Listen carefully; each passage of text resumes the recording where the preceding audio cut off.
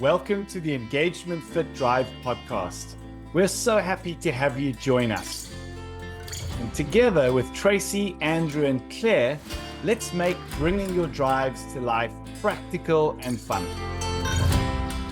In our Drives and Action episodes, we'll share stories of drives at play in everyday scenarios, so you can relate and gain deeper understanding of your drives. In our Driving Impact episodes, we'll sit down with incredible guests who are using the DRIVE framework and tools to create meaningful impact, both professionally and personally. Whether you're here to better understand yourself, your team, or simply curious about living a thriving and inspired life, you're in the right place. So let's dive in.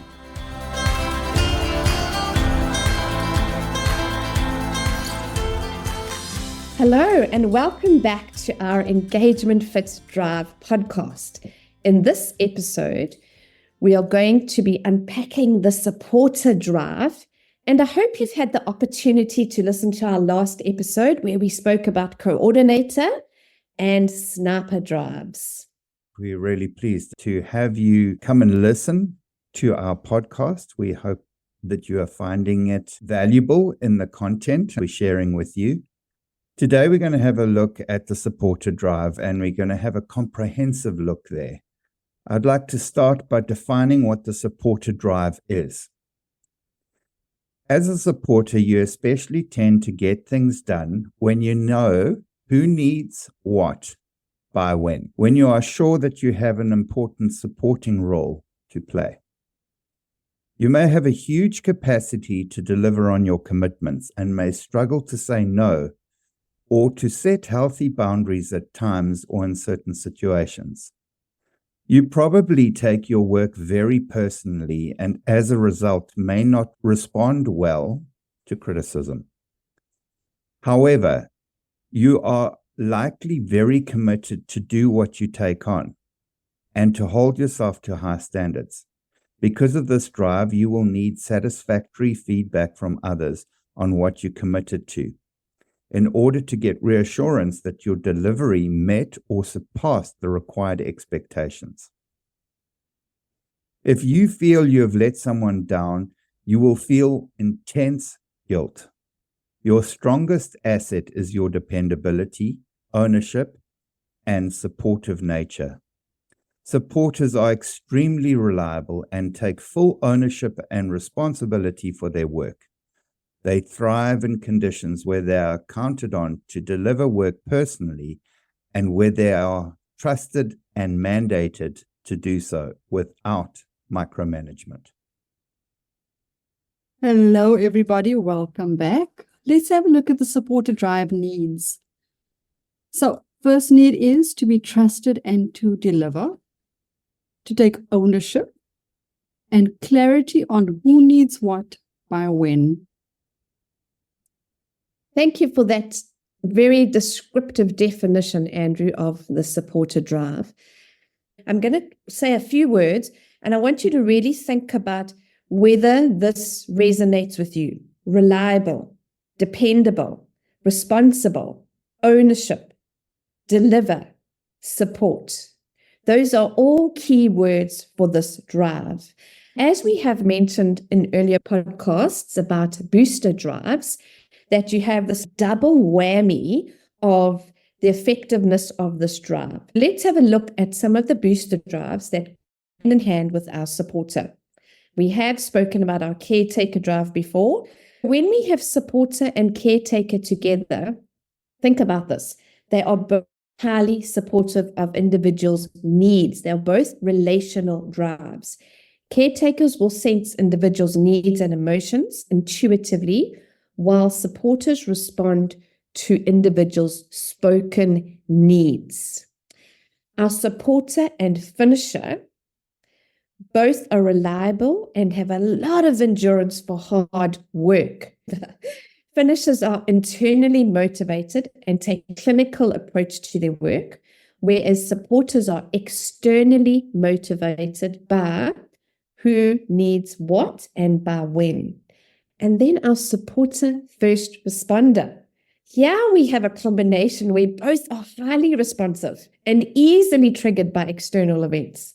First responders respond with urgency to what's happening now in the moment, which may or may not involve people, while supporters respond with commitment. Thank you, Tracy, for defining those boosters. Before we move on to a discussion around this, we'd like to give you some words or statements that would represent when this drive is mastered and what this drive would look like mismanaged. A mastered supported drive is reliable, committed, understands who needs what and by when. They have clear boundaries. They take psychological ownership. They deliver on commitments. They are accountable and supportive. It is important to also know when this drive is mismanaged. Typically, you would see that in people who struggle to say no. They undervalue their own priorities, have a tendency to micromanage others, very often guilt-driven. They take on too much. Burnout becomes a big risk. They could potentially be enablers. They struggle to delegate and take criticism personally. Wow. Andrew, that is a lot. I can see now why we're definitely unpacking this drive on its own. It's a lot to get your head around if you do have this drive strong. Andrew, we know that supported drive is very strong for you. Do you want to share your personal experience with having this as a dominant drive? Yes, thanks, Trace. I think what I have really appreciated learning around this drive is that everybody can take responsibility, but this particular drive, energy, is responsibility on steroids. It definitely needs a lot to manage it effectively. If you don't manage this drive effectively, it can be a brutal slave master. Very often you will find that there are many people in the world who have roles in the workplace where this drive is strong for them. They're the people who are very strong at making sure that the work gets done, that things get finished, and that stuff gets done on time, reliably, and to high standards. So when you say it's on steroids, we know that this is a relational drive, and because of the feelings involved in when you commit to something, it's so much about not disappointing anyone, showing up and taking ownership and making sure that you see it through so as not to disappoint people and yourself. Does this drive also need feedback? Do you need to have acknowledgements of giving your heart and soul to what you take ownership for?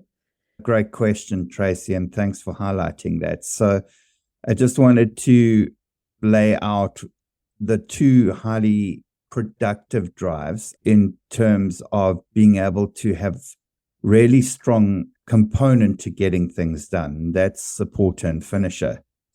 But there's a distinct difference between the two. The finisher drive is internally motivated and it's clinical. It's basically as long as I have goals and I have a to-do list and I know what I want to achieve, I can get going and do it. And when I've done, I'm energized by that because I can tick something off my list and say it's complete. The supporter drive, on the other hand, is engaged when somebody asks you to do something. Now, that can be both interpersonally and in a work context. And the supporter drive is different to the finisher drive in that you take psychological ownership of what you're tasked to do. When you say yes, or when you agree, and you take on the responsibility and the commitment of doing what you've been tasked to do, the only time you will let go of that responsibility and there's a transfer of ownership from yourself back to the person who asked it is when you have checked in with them that the work has been done as the other person intended and to the standard that they intended. But until such time, you own that process. Now, very often, as with Finisher, these two drives have a strong component around your capacity to get things done. And as we discussed in the last episode, we were talking about capacity as a coordinator, and you are very effective as a coordinator by your ability to delegate to others, and therefore you have the capacity to handle multiple things at once. With both Supporter and Finisher, it's around you getting it done. So the big thing with Supporter is you need to be very clear on when something is needed, because the Supporter takes psychological ownership of what they've been asked to do, and the time component, when do you need it by, is not clear, then a person with the Supporter drive, being highly responsible, will prioritize what you've asked them to do above their own priorities. And obviously, the more you take on in a day and the more overcommitted you become, you hold yourself accountable to getting that stuff done because somebody else has asked you to do. And you also have your own responsibilities. And if you're not careful, you'll be the person staying until 3 o'clock in the morning to get something done because you're committed to have it done by tomorrow. I think for myself, what I would like to hear a little bit more about is that psychological ownership as a supporter. What does it actually look and feel like for someone that's not a supporter or a strong or dominant supporter? What does psychological ownership look like? I think that's a very important clarification. There are aspects of this drive that tie strongly into the concept of ownership.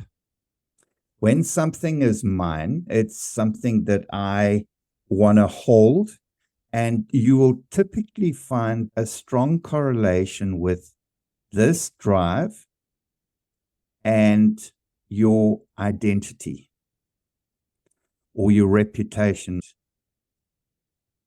If that is important to you and valuable to you, which it is for most people, and because you don't want to let people down, there might be times when you get feedback on your work that might be a bit critical, or something that you feel you're being attacked by because you take such high responsibility and ownership of what you've been asked to do. It's important to understand that the feedback you're getting is not a direct attack on you as a person, your identity or your reputation. It's just feedback on what could possibly need to change as far as your work is concerned. But I think the aspect of psychological ownership is not wanting to let people down. Therefore, I own this process until it's done. Andrew, for clarity, can I add in psychological? It actually is related to the mental and emotional state of a person. So I think it's important to understand this emotion of guilt and why you might feel guilty. So when somebody comes along and says to you, will you do this for me? And your instant reaction is, I really would rather not. But you feel guilty and therefore you agree to do something that you shouldn't be doing or was not your responsibility. Or the other aspect to which guilt might come into play is that you're feeling that you're letting someone down. And it's very important to understand guilt and how it plays out in this particular drive. I have a question then around the guilt. Is guilt a trigger then for other emotions? So with guilt comes all the other emotions. There are a number of reasons why other emotions might come into play. If we consider a situation where another emotion might show up, you are taking on a lot of responsibility, you're overcommitting yourself and starting to feel like you running out of capacity, and you might start to feel resentment towards the fact that it's always you that gets asked to do jobs. It's something we all need to be aware of. When you don't manage this drive properly and you don't have healthy boundaries and you don't understand what your responsibility is, other people will start to notice that you are very trustworthy and very reliable. The tendency could be that people start delegating their own responsibility onto you. You might not be aware of that. And one day you start waking up and realizing, my goodness, I've got a lot on my plate. Since when did that become my responsibility? Got it. Thank you. We have to just make it clear that this is a relating drive. That means that the way you behave and show up with this drive is you are supportive and helpful. And that leads everything that you do. You're not leading with your thinking. Is this going to take up too much of my time? Do I have time to do this? You lead with the supportive, helpful part of you that is always willing to assist. You will get involved in various activities or with people because you need to be part of a support system. So that is why you easily are there to assist, to support, and getting overloaded and taking on too much commitments because you haven't thought about it. You haven't thought about all these yeses that you are saying. Yes. I think if we can then now help our listeners go, right, what do we do with all of this? What do we do with this supportive behavior that finds it difficult to get back to rational thinking about what they're taking on? Can I take on that, Tracy? Sorry, Andrew. No, Karen. What I want to find out from you then is, where does assertiveness fit in for a supporter? I think assertiveness for a supporter would be in your ability to communicate your own needs and what's important to you, no matter what position you might have in a company. You play a supportive role and you're wanting to be able to help people and you're wanting to be able to support in many different functions and roles. But the assertiveness component would be around taking responsibility for how you can show up in a positive way with that supportive role by defining clearly what you need from others. And just to the point where you are assigned work to do, when you know that you have a lot of stuff on your plate in a day and people are making demands in the workplace, some of that assertiveness or backing yourself would be from the point of view of saying, okay, that's fine. I can absolutely help you here. When do you need this by? If they say we need it today, for example, then it's going back to the person who's asking and saying, okay, I really would like to help you and I can help you, but these are the priorities and the deadlines that I have on that I'm responsible to deliver today. What should I let go of so that I can prioritize your request? And just being able to communicate that and to make others aware of what you're working on can be the game changer in being able to manage this effectively. Can I jump in, guys, and just share something from the perspective of somebody having this drive strong and they're in a managerial position? How I like to help and coach people through this is we've got to remember that the supporter drive, because of this relational drive, is to make sure everything's okay and everything's working and everything is going to get done. So they very easily jump in and take over doing the work that is somebody else's. So we can talk about boundaries just now, but when they know that you can play a supportive role, but you're not going to play the supporter as in getting in there and physically doing the work and getting it done. You're going to stand back and support more from a mentor place, more of a, bring me this thing that you're doing, show me the first part of it. Okay, I'll check it and then give it back to you and you can carry on. But the supporter very easily will take it on again if it's not being done properly, because remember, they don't want to let the next person down the line down. They will take ownership of that. That's where in a managerial position, They've got to learn that's not their role. Then they start enabling and stop empowering their team. A very good point, Tracy. And I think just something else to bear in mind with that as well. I'll use first responder as a classic example. The first responder engage and are really phenomenal when it comes to urgent need in the moment, but they need pressure to be able to engage. Now, when we're talking deadlines, you will typically find that a first responder, if they are unaware and unconscious of something, if they have said the deadline is in 2 weeks' time, the first responder will possibly do that at midnight on the day before it's due. When you're working with a supporter who's highly responsible, they also need input from the first responder. It's no good that you get that at 7 a.m. and it's due by 8 a.m. the next morning. The supporter doesn't have the time to do that.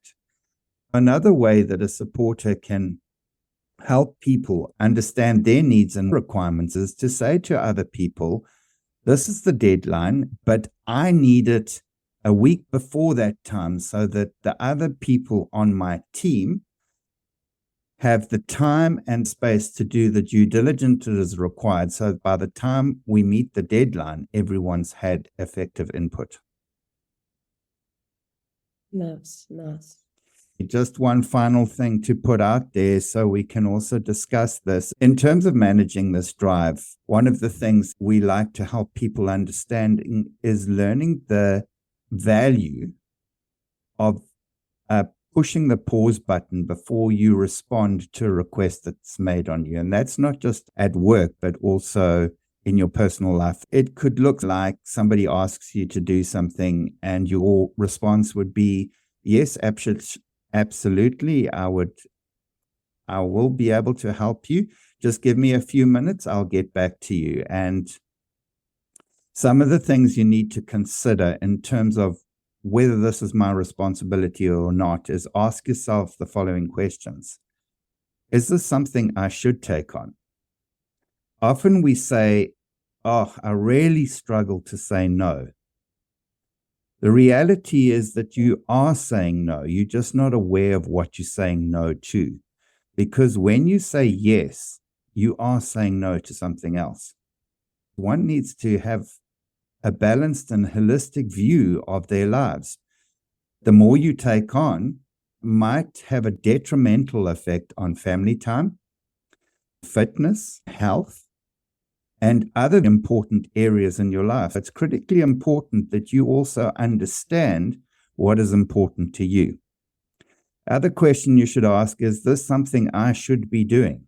Or is this person potentially offloading their responsibility onto me?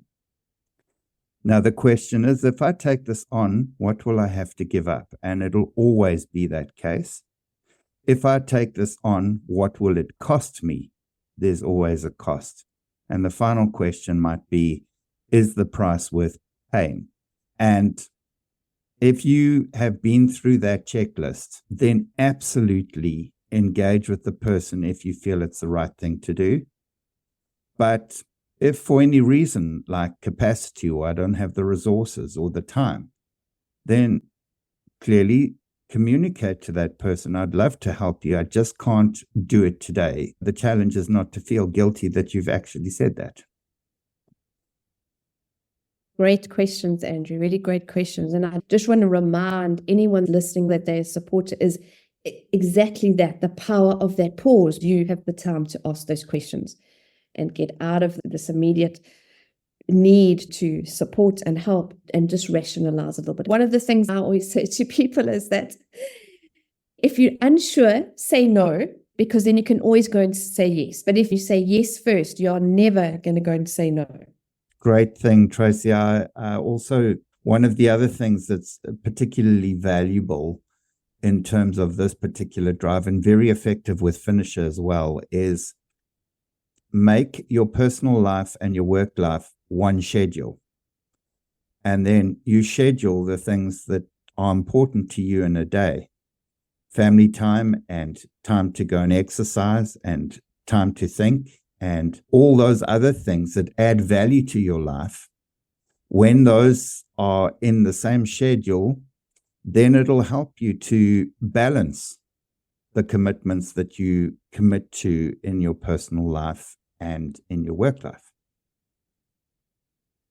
Yes, it's getting an understanding of exactly who you are, what you need, how you function, what your capacity is. Again, this is going to be very unique to every person, but that is how you identify your boundaries. What is important to you? What do you need to get done in a day to keep your cup full, where you're not going to start feeling burnt out and resentful? So what do your boundaries look like to you? So Andrew, as we've been discussing at length on the support to drive, I was just wondering, do you have any tips on how they could manage some of this part of this drive? Thanks, Tracy. So one of the things that I've found incredibly valuable around understanding this drive better is how this can play into dependency and being an enabler. And the way that looks is that none of us want people we know well or love to experience pain or to experience some of the negative consequences that might happen from choices that they've made.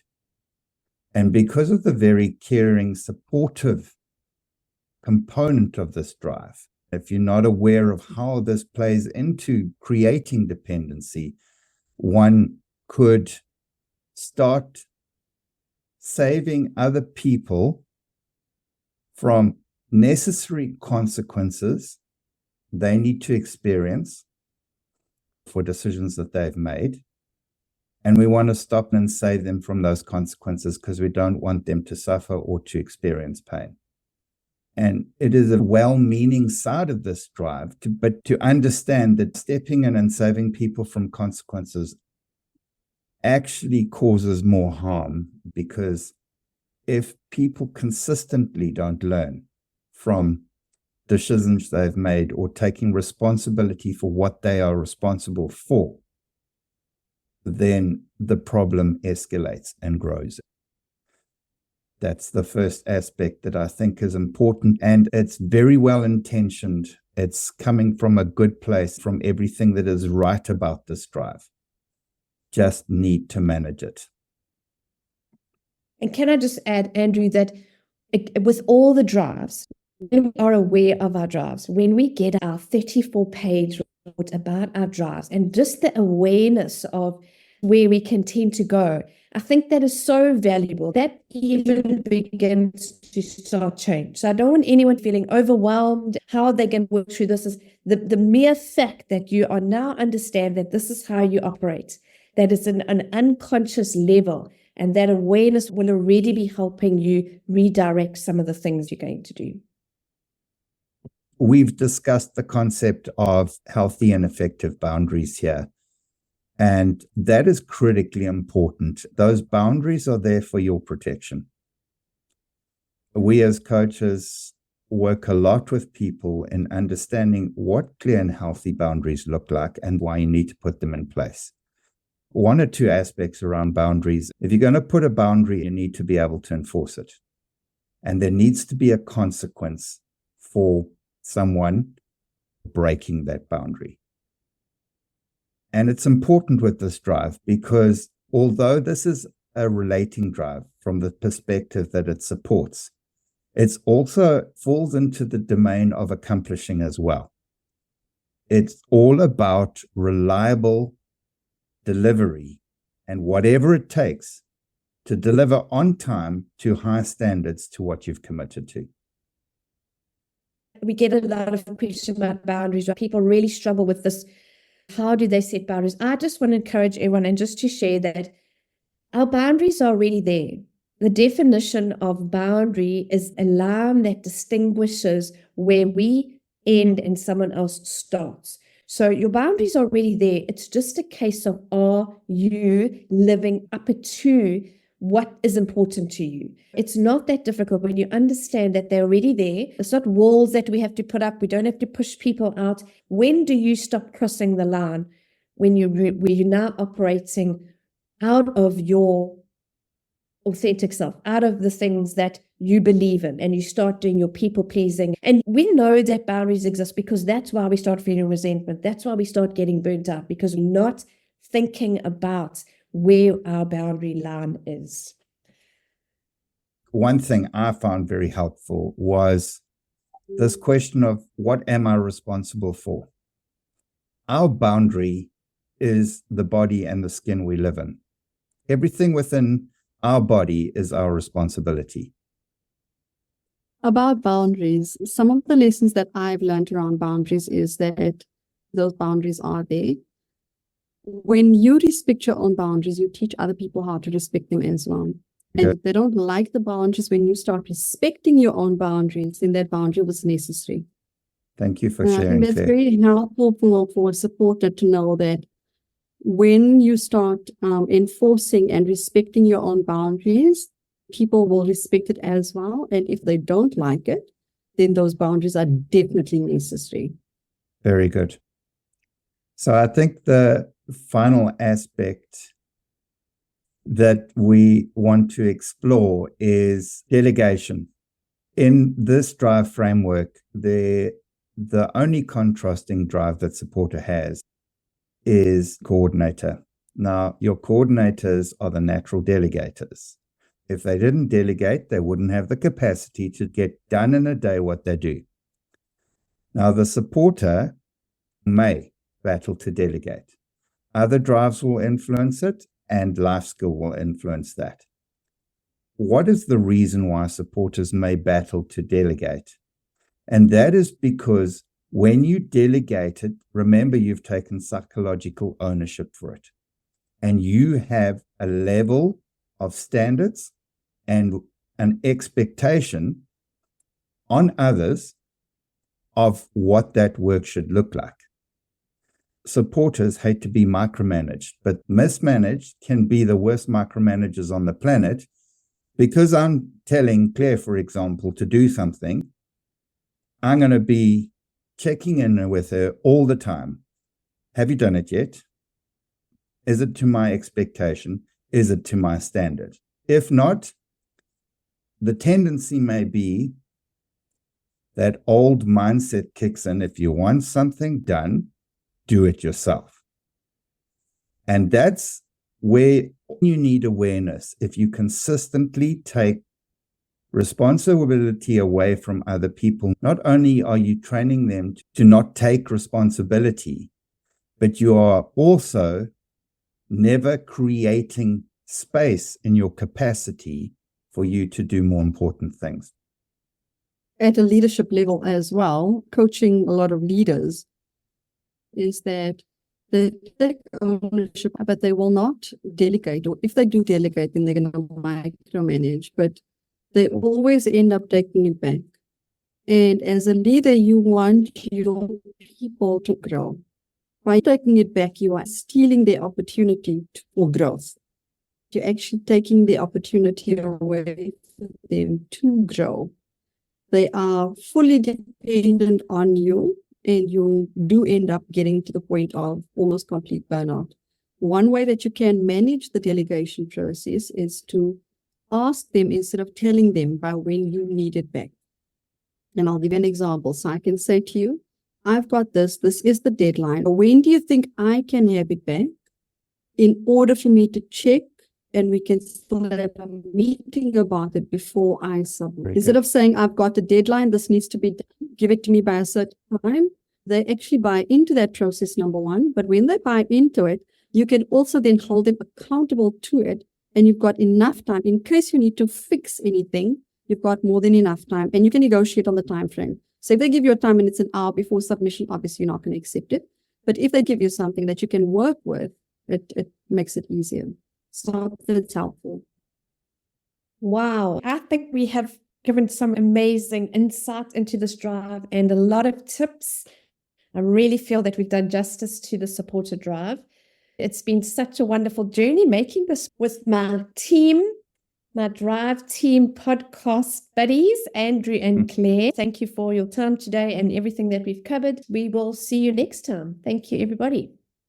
Thank you very much, Claire and Tracy. One final point I want to make, and it's true for all drives, and especially with this drive. These things you don't get right overnight. It takes time, it takes transition, it takes intention. But the more you invest in it and the better you manage the drive, the more it becomes a strength as you add skill, knowledge, and experience. You can contribute and make a meaningful impact through all these wonderful drives that make up this framework. Thank you so much for your time today. Thank you, Claire and Tracy. We hope you've enjoyed this podcast with us. Thanks for joining us on this exciting journey of self-discovery and fulfillment. We hope you found inspiration, practical takeaways, and maybe a deeper understanding of how drives work in action. If you want to discover your drives, head over to EngagementFit.com and take the drive assessment. If you loved this episode, remember to hit the subscribe button. We'd also love to hear your thoughts, so leave us a review or share this episode with someone who's ready to unlock their drives and thrive. Until next time, keep driving towards a life of meaningful impact.